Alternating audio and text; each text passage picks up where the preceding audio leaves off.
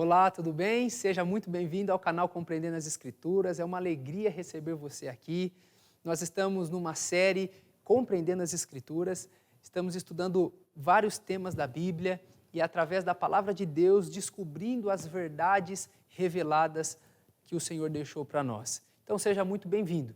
Se você ainda não assistiu às aulas anteriores, nós temos 3 aulas que antecedem a essa de hoje e é muito importante você assistir essas aulas, ter esta base para que possamos avançar, ok? Os temas estão assim meio que interligados e esse conhecimento prévio te capacita e te dá o suporte para avançar aqui junto conosco nessa e nas próximas aulas. Antes do tema de hoje, eu quero lembrar você de se inscrever no canal. Talvez você está nos assistindo aqui e não se inscreveu ainda. Então, vá ali, ou agora ou depois do vídeo, você clica e se inscreve aqui no canal Compreendendo as Escrituras. Aproveite para ativar o sininho. Aquele sininho ele é muito importante, porque sempre que a gente lançar um vídeo, for fazer uma live, você já vai ser notificado assim de primeira mão. Você já vai saber que tem novidade no canal aqui.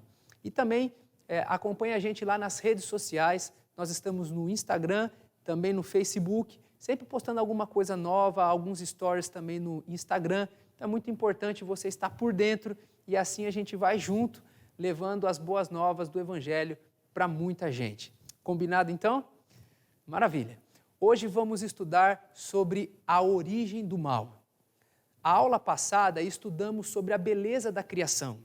Nós vimos que temos 2 principais modelos com relação à origem, o modelo evolucionista e o modelo criacionista. E eu disse na aula passada que nós seguimos o criacionismo por 2 razões. Temos um respaldo científico, mas também nós temos o claro assim diz o Senhor. Como a Bíblia é a nossa regra de fé e prática, o que ela diz para nós é a razão, é a norma da nossa fé. E a Bíblia, obviamente, defende o criacionismo. Então, nós somos criacionistas.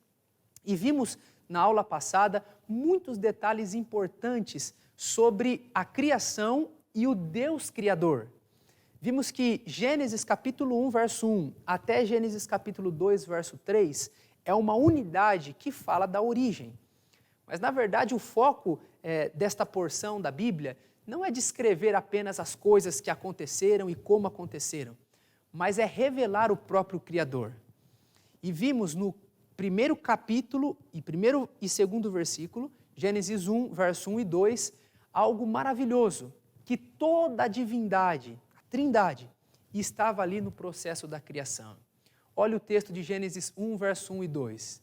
No princípio criou Deus os céus e a terra estava sem forma e vazia, havia trevas sobre a face do abismo, e o Espírito de Deus pairava sobre as águas. Vimos que a expressão princípio ali foi identificada pelos escritores do Novo Testamento como uma referência a Cristo. Então, essa expressão não é apenas uma linguagem temporal, de que lá no começo tudo foi criado. É também, mas mais do que isso, é uma referência a Jesus. Ele é o princípio, ele é o cabeça de todas as coisas. Então, Deus, por meio de Cristo, fez todas as coisas. E o Espírito Santo pairava sobre a face das águas, também demonstrando o seu poder criativo e zelando, protegendo toda a criação. Então, assim estava o Pai, o Filho e o Espírito Santo, criando, dando forma a tudo. E nós vimos também 2 atributos de Deus nessa descrição de Gênesis, o poder de Deus e a bondade de Deus. Vimos que Deus criou de forma exclusiva, poderosa, e Ele criou por sua palavra. E todo o céu e a terra, tudo que tem aqui no nosso planeta, foi criado em 6 dias. Um resumo aparece no quadro. No primeiro dia, Deus criou a luz, no segundo, os céus. No terceiro dia, as plantas, vegetação. No quarto dia, sol, lua e estrelas. No quinto dia, as aves do céu, os peixes do mar. No sexto dia, os animais terrestres, o homem e a mulher. E no sétimo dia, Deus descansou. Nós vimos o poder criador de Deus através da sua palavra. Ele foi falando e as coisas foram aparecendo. Assim foi no primeiro, segundo, terceiro, quarto, quinto e no sexto dia, quando Deus cria o homem e a mulher, ele faz um pouco diferente. Ele molda um boneco de barro, sopra o fôlego de vida e cria Adão. Depois da costela de Adão, ele cria Eva E esse primeiro casal, então, agora habita num lugar perfeito, maravilhoso. E o sétimo dia, Deus separou esse dia e descansou nesse dia e santificou esse dia. Então, o sábado se torna um presente de Deus para o homem. E o próprio Jesus confirmou isso lá no Evangelho de Marcos, no capítulo 2, dizendo que o homem não foi feito por causa do sábado. O sábado foi feito por causa do homem. Então, o sábado é um presente, é uma dádiva de Deus para o homem. E terminamos, então, o estudo da semana passada, da aula anterior, dizendo que quando Deus termina de fazer tudo, Ele olha para a obra criada e Ele diz assim, é muito bom, é muito bom. Gênesis capítulo 1, verso 31. Então nós vemos que quando a terra, quando todas as coisas criadas saíram da mão do Criador, havia uma beleza indescritível, tudo era perfeito. Adão e Eva foram colocados num jardim maravilhoso e eles tiveram a responsabilidade de cultivar o jardim. O próprio Deus vinha na viração do dia, diz ali os primeiros capítulos de Gênesis, para conversar com Adão e Eva. Então eles estavam num lugar perfeito e tinham um relacionamento perfeito com Deus. Era maravilhoso. O próprio Deus sentando e conversando com eles. Não havia pecado, não havia mal. Mas agora vem a pergunta, que é o título da aula de hoje. Então como surgiu o mal? Se tudo saiu das mãos de Deus com perfeição absoluta, por que hoje nós enfrentamos um contexto totalmente diferente? Se você perceber, o cenário hoje é assustador. Nós ligamos a televisão e vimos notícias cruéis, acidentes, tragédias, pessoas maldosas, próprios filhos tirando a vida dos próprios pais, condições precárias em muitos lugares. Há países que estão fechando as suas portas e os seus habitantes têm que procurar um outro local de morada. Migrações têm acontecido aqui e acolá. Situações adversas para muitas famílias no globo terrestre. Tristeza, dor, sofrimento, miséria. Atualmente estamos vivendo uma crise séria, que é a pandemia do Covid-19. E muitas pessoas estão morrendo deste vírus terrível que facilmente tem se propagado em todo canto. Os hospitais estão congestionados, pessoas estão sendo despedidas nos próprios leitos e os familiares não têm como fazer uma cerimônia digna para essas pessoas. Olha o cenário. Muito diferente de Gênesis 1 que vimos na aula passada. Deus criou tudo perfeito, mas atualmente tudo está nessa situação terrível que dá medo, agonia, angústia. E como isso surgiu? Da onde foi originado o mal? Epicuro, ele tem um trilema. E esse trilema de Epicuro realmente ele é intrigante. Diz assim, ou Deus quer abolir o mal e não pode, ou ele pode, mas não quer. Ou ele não pode e não quer. Se ele quer, mas não pode, ele é impotente. Se ele pode e não quer, ele é cruel. Mas se Deus tanto pode quanto quer abolir o mal, como pode haver maldade no mundo? Então Epicuro está fazendo um exercício aqui comparando o poder de Deus e o amor de Deus, a bondade dele. Se Deus pode todas as coisas, por que todas essas tragédias estão acontecendo? Então, na mente de Epicuro, de duas uma.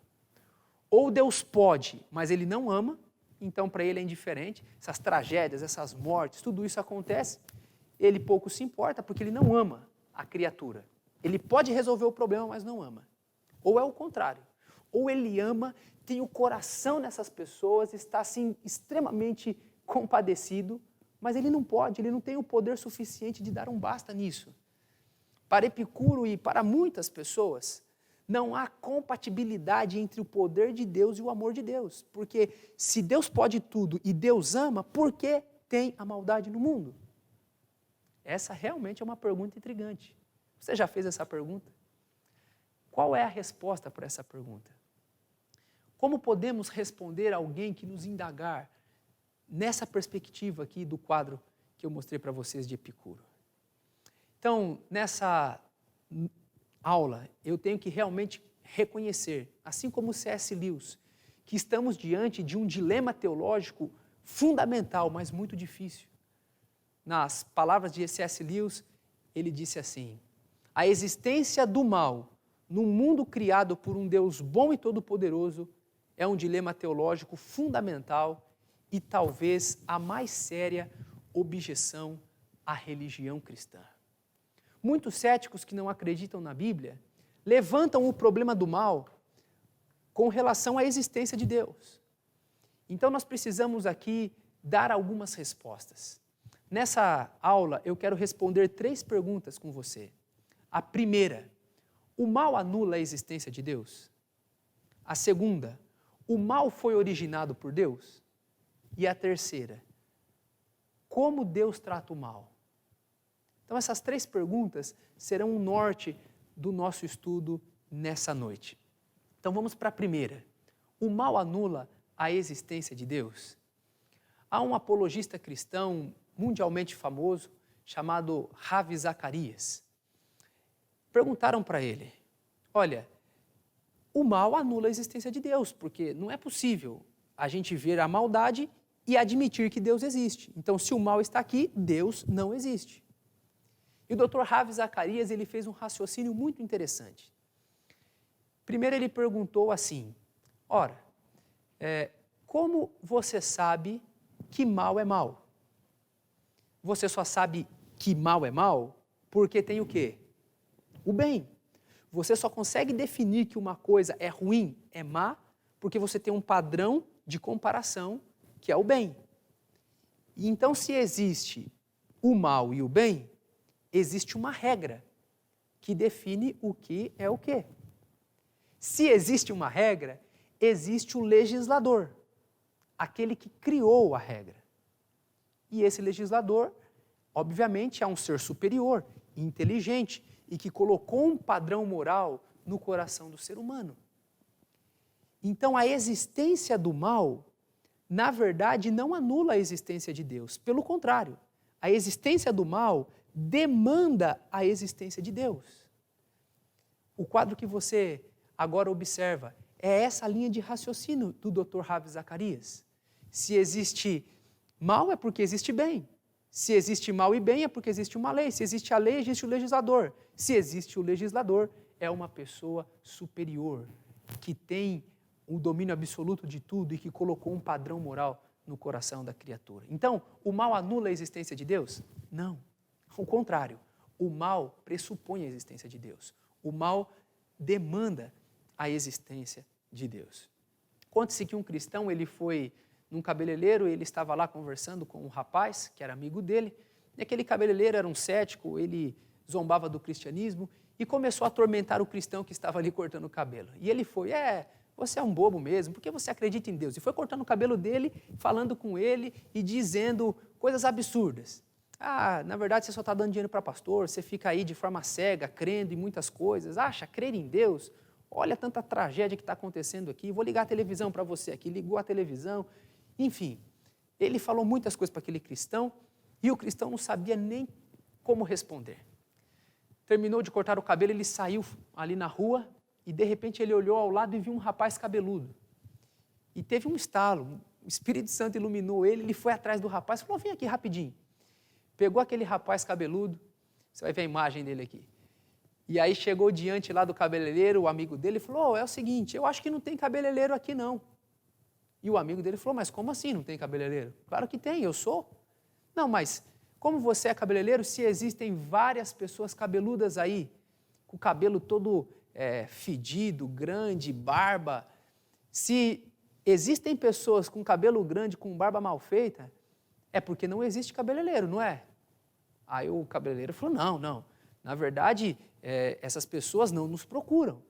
Então, o fato de ter pessoas aí com cabelo grande não significa que não tenha cabeleireiro. E o cristão, então, aproveitou a deixa para falar da mesma situação para o seu amigo. Ora, o fato de ter sofrimento, maldade, dificuldade no mundo não anula a existência de Deus. O que isso mostra é que, de alguma maneira, os seres humanos deixaram Deus. Houve uma ruptura no relacionamento.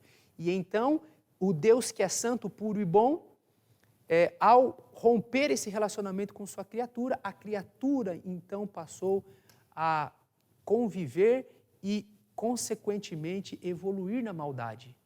Mas Deus, obviamente, existe, mesmo existindo o mal. Essa foi a resposta. Muito bem. Agora precisamos, então, responder a segunda pergunta. A primeira, o mal anula a existência de Deus? Não. Agora, a segunda pergunta é a seguinte: o mal foi originado por Deus? Deus criou o mal? E é muito importante você saber, querido, que Deus, Ele é criador. Faz parte da natureza de Deus criar.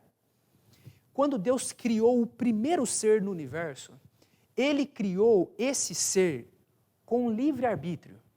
O que é livre-arbítrio? Você vai ver uma imagem agora aí na tela.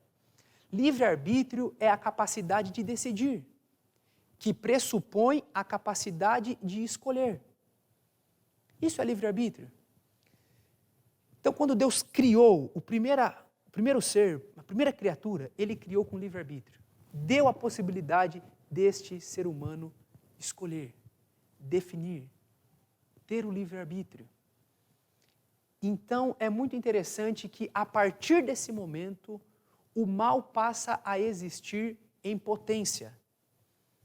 Eu assisti uma aula no seminário com o Dr. Rodrigo Silva, muito interessante, na matéria de filosofia, e ele faz a diferença entre potência e ato.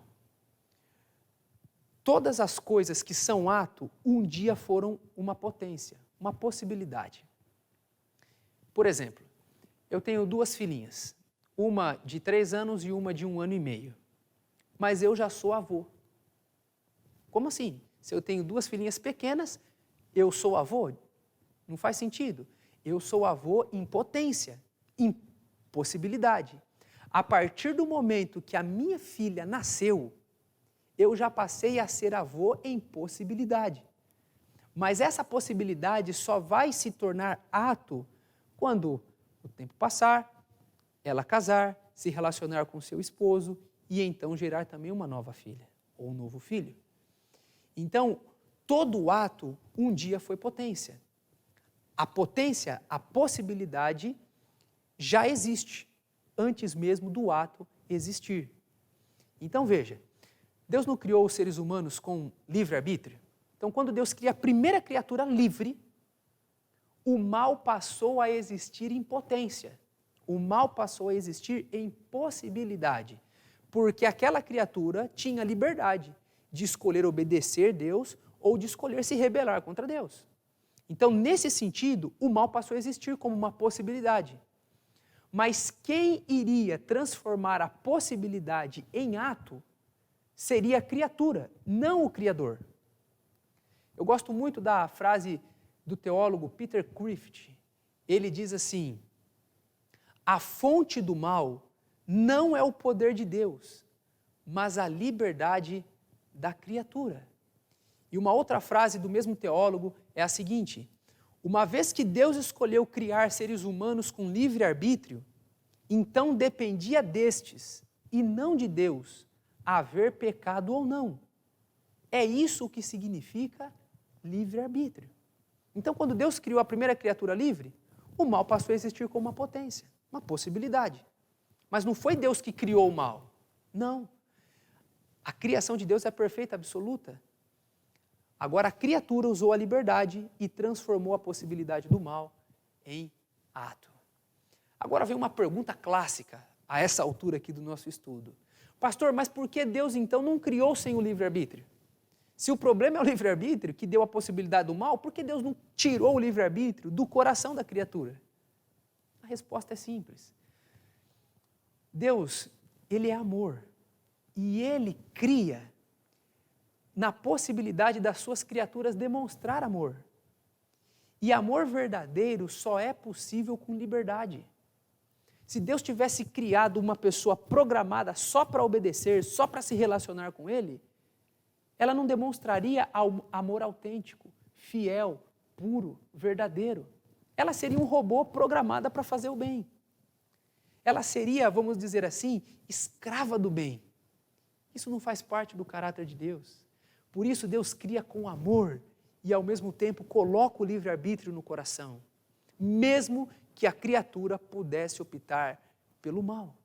E foi isso que aconteceu. Agora nós vamos ver na Bíblia, querido, quem foi a criatura que transformou a possibilidade do mal em ato. Como que se originou então o mal? Com quem? Qual o nome desse ser? Nós vamos ler alguns textos da palavra de Deus. O primeiro texto está em Ezequiel, capítulo 28, verso 14. Leia comigo. Tu eras querubim da guarda ungido, e te estabeleci. Permanecias no monte santo de Deus. No brilho das pedras andavas. Perfeito era nos teus caminhos, até que se achou iniquidade em ti. Essa é uma profecia com relação a um rei pagão do Antigo Testamento, mas ela aqui tem uma linguagem maior, profunda, fazendo uma alusão ao ser que teve, então, o pecado em si. Perceba que Deus criou uma criatura perfeita. O texto de Ezequiel diz de forma clara, tu eras querubim da guarda ungido. Então, isso indica que o mal passou no coração de um anjo, um querubim da guarda, ungido. Deus diz ali no livro de Ezequiel que perfeito era nos caminhos. A palavra perfeito significa completo. Então esse ser que Deus criou, angelical, era um ser especial. Deus chamou este ser de forma próxima para executar o seu governo, as suas ordens. Ele tinha acesso diante de Deus, era um querubim da guarda, ungido, era completo, formoso.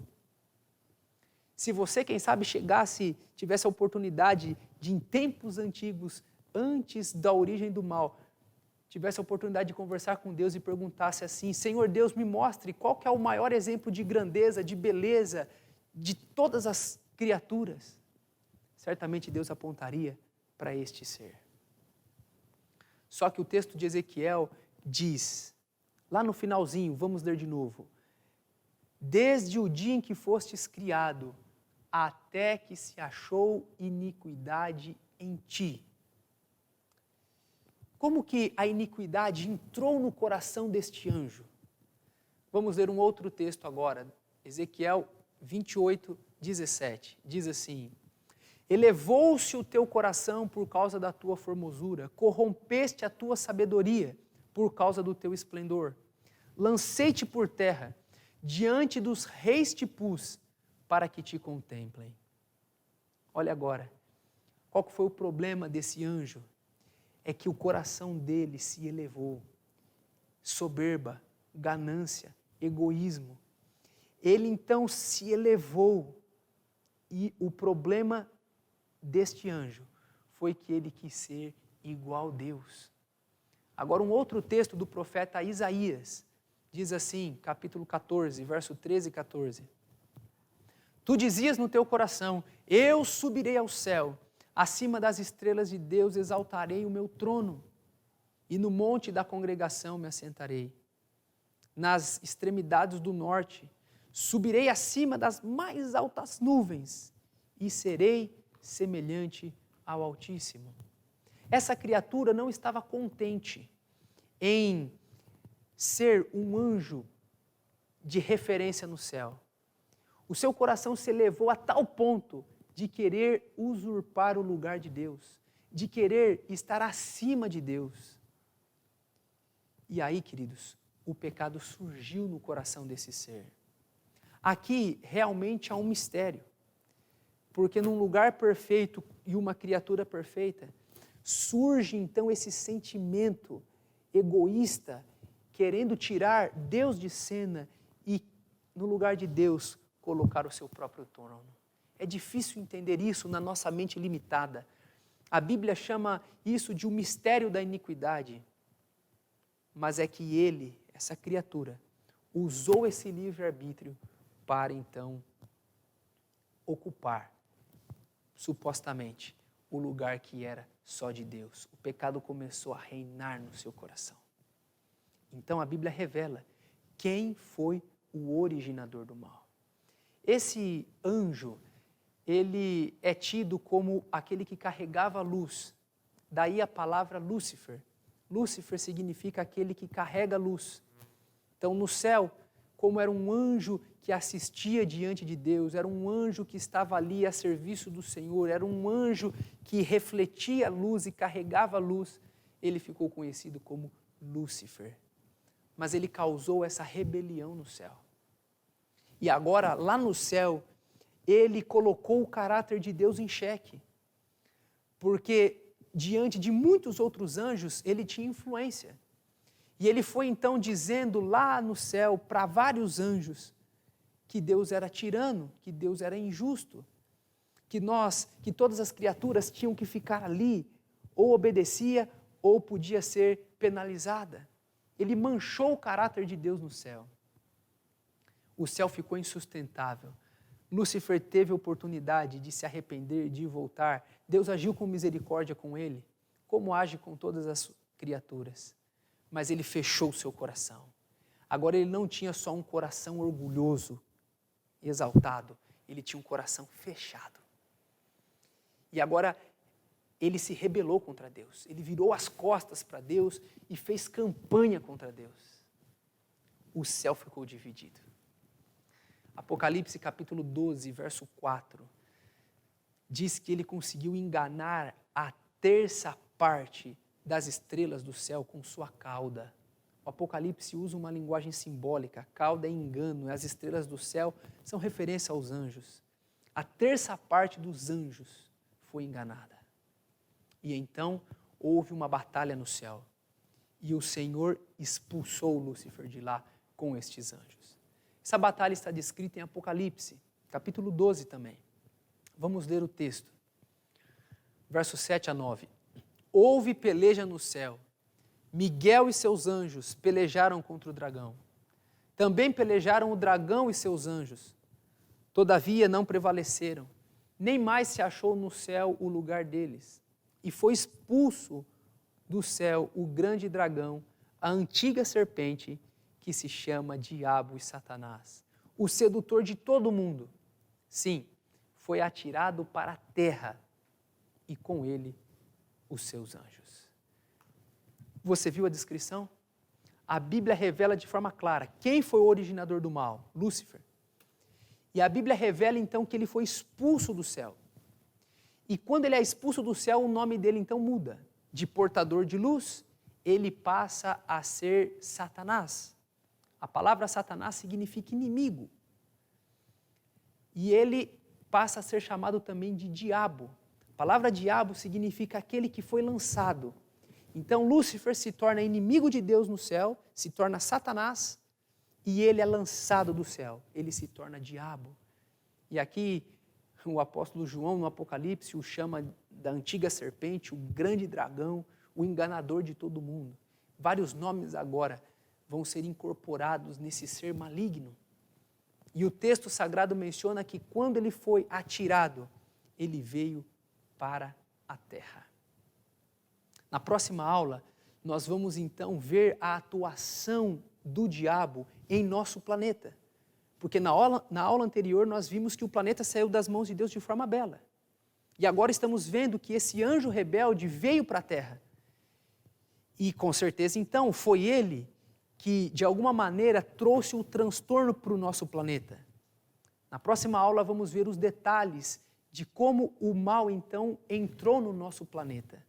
E aí todas estas consequências terríveis começaram a acontecer.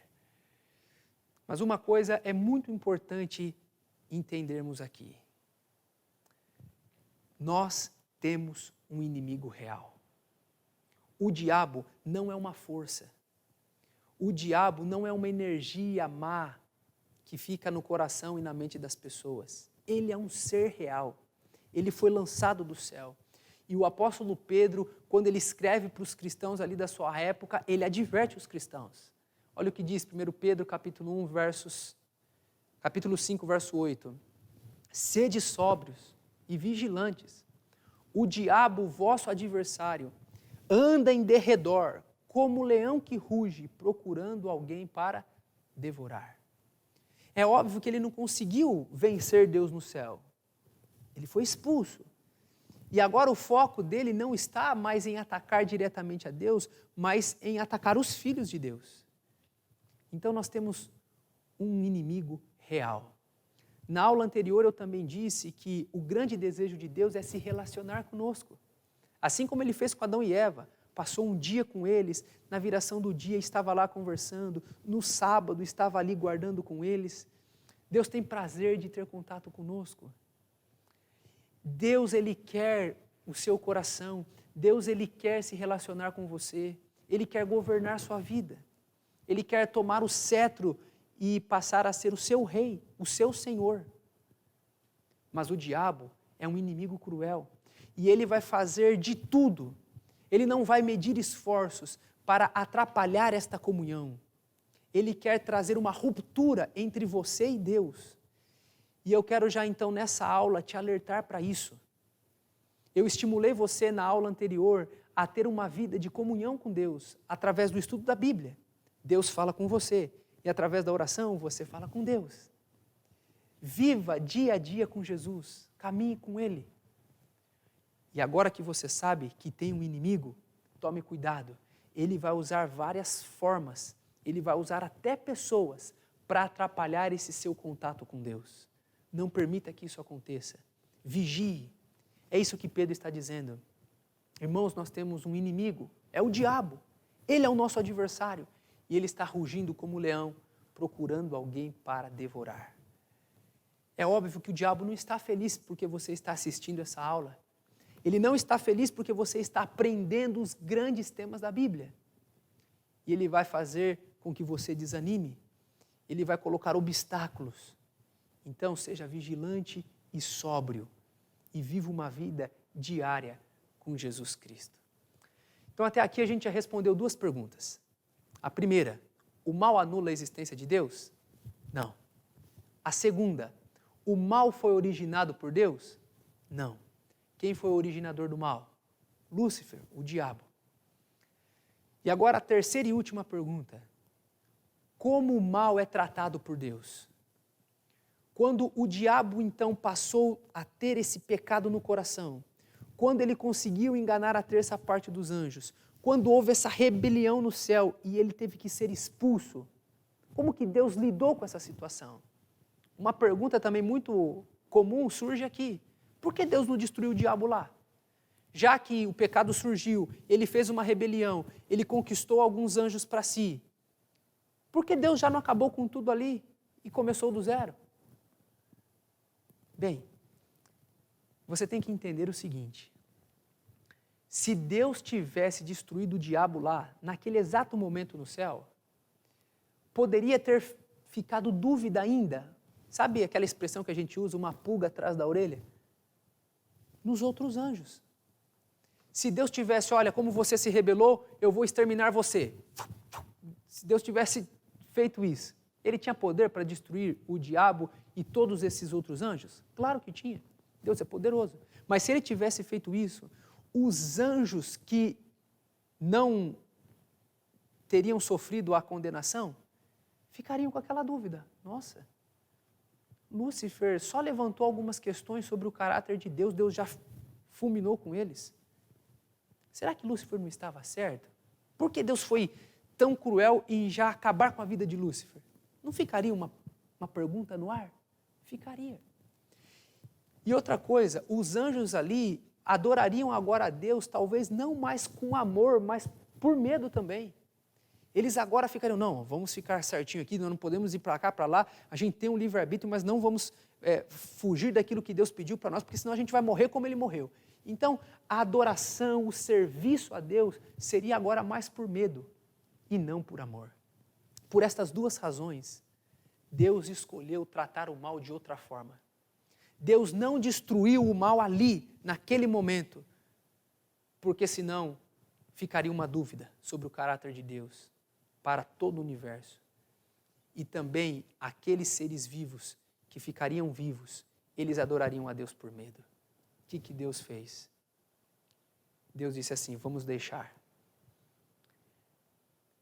Um dia, o caráter do diabo vai ser exposto diante do universo. E o meu amor também vai ser evidenciado para todas as pessoas de todas as épocas. Não vai ter dúvidas. Deus então esperou o tempo, mas Ele prometeu que o mal iria ter um fim. Tem muitas pessoas que têm medo de ler o livro do Apocalipse. Tem muitas pessoas que ficam assustadas porque o livro do Apocalipse, o último livro da Bíblia, tem imagens simbólicas, dragão, bestas, poderes, guerras. E nós vamos, ao longo da nossa jornada aqui, estudar algumas profecias do Apocalipse. Se prepare, vai ser extraordinário. Mas hoje eu quero te levar para um dos textos mais bonitos do livro do Apocalipse. Lá no final do capítulo, do livro, no capítulo 21, verso 4, Deus diz assim: e lhes enxugará dos olhos toda lágrima, e a morte já não existirá. Já não haverá luto, nem pranto, nem dor, porque as primeiras coisas passaram. Deus não destruiu o mal quando ele surgiu no céu. Ele prometeu deixar o tempo passar para evidenciar quem ele era e também ficar evidente para o universo quem é o diabo. Mas ele prometeu que iria colocar fim no mal. Deus prometeu que o mal não seria eterno. Ele iria colocar um ponto final. Vai ter um momento, querido, que Deus vai enxugar dos nossos olhos toda lágrima. A morte já não vai mais existir. A morte vai morrer. E nós viveremos com o Senhor para sempre, de forma completa, perfeita e feliz. Essa é a promessa do último livro da Bíblia. Eu gosto muito da ilustração de que um menininho, ele estava lendo um gibi. E ali, naquela leitura, ele estava muito feliz, porque aquele personagem ali era o seu personagem favorito. Mas, de repente, um vilão entrou na história e começou a atormentar a vida do seu herói. Ele começou a colocar emboscadas, armar estratégias para pegar aquele herói. E muitas vezes aquele herói sofreu. E o menino, então, de forma assim, muito triste, falou: nossa, mas por que o meu herói está sendo oprimido por esse vilão tão cruel? Espera aí, deixa eu ir lá no final. Aí diz que ele foi lá na última página do gibi. E ele viu na última página que o herói triunfaria de forma definitiva sobre aquele vilão. Ele viu que o herói ganharia a luta. E então, muito feliz, com um sorriso no rosto, ele voltou a ler o gibi. Só que agora, ele lia o gibi e quando o seu herói era atormentado, estava numa enrascada, ele olhava para o vilão e dizia assim: se você soubesse o que eu sei, se você soubesse o que eu sei. Ele já sabia o final da história. Ele sabia que o final revelava o triunfo do herói e a destruição do vilão. E então isso encheu o coração dele de alegria. E todas as vezes que ele via o seu herói apanhando ou sofrendo, ele dizia: eu sei o final da história. Não vai ser assim, não. Sabe, querido, hoje nós vimos como o mal surgiu. Mas eu te levei agora na última promessa da Bíblia, nas últimas páginas do Apocalipse. E eu acabei de te mostrar o final da história. O final da história é que aquele ser que levantou o mal, Lúcifer, o diabo, ele vai ser destruído. Deus vai pôr um ponto final. Lúcifer, os anjos caídos e todos os ímpios que aceitam as falácias mentirosas do diabo, os ímpios, todos serão destruídos. E somente os santos reinarão com o Senhor para todo sempre. A morte vai morrer. E os que estão ao lado de Deus vão ter a oportunidade de desfrutar uma vida plena, feliz e eterna. Contei para você o final da história. E eu quero que você leve isso no seu coração. Quando as circunstâncias te apertarem, quando você olhar para um canto, ver sofrimento, olhar para o outro, ver tragédia, olhar para frente, ver miséria, quando todas as coisas estiverem comprimindo você, quando você perceber que os ímpios estão prosperando e que o diabo está zombando de você, lembre que isso não é o fim. Deus prometeu que vai pôr um ponto final. E nós vamos ver nas próximas aulas que já está chegando esse momento. Não perca as próximas aulas. Nós vamos ver que em breve Deus vai atuar para inaugurar o seu reino. E então teremos a destruição do diabo e dos ímpios e o reino de todo filho fiel a Deus que o aceita como Senhor e Salvador. Então, hoje nós estamos diante de uma grande luta. Há um grande conflito que circunda a nossa existência. Nós não estamos aqui vivendo a nossa vida tranquilo. O diabo e os seus anjos estão lutando pela nossa vida, para atrapalhar nossa caminhada, para nos enganar, porque ele já não consegue mais atuar contra Deus, agora ele atua contra os filhos de Deus. Mas em contrapartida, Deus está do nosso lado. Como vimos na aula da Trindade, Deus Pai é por nós, Deus Filho é por nós, Deus Espírito é por nós. E toda a divindade quer ter acesso à nossa mente, ao nosso coração. Você tem que escolher a quem você quer adorar. O apelo de hoje é: escolha o lado de Jesus. Escolha viver uma vida de intimidade com o seu Criador. Aquele que te criou, Ele quer governar sua vida. Ele quer ser o Senhor da sua existência. Gosto muito da frase de um teólogo chamado Leroy Froom. Ele diz assim: no coração de todo homem há um trono e uma cruz. Quando o eu está no trono, Deus está na cruz. Mas quando o eu está na cruz, Deus está no trono. Hoje é o dia de você pegar o seu eu, porque às vezes nós queremos governar nossa vida.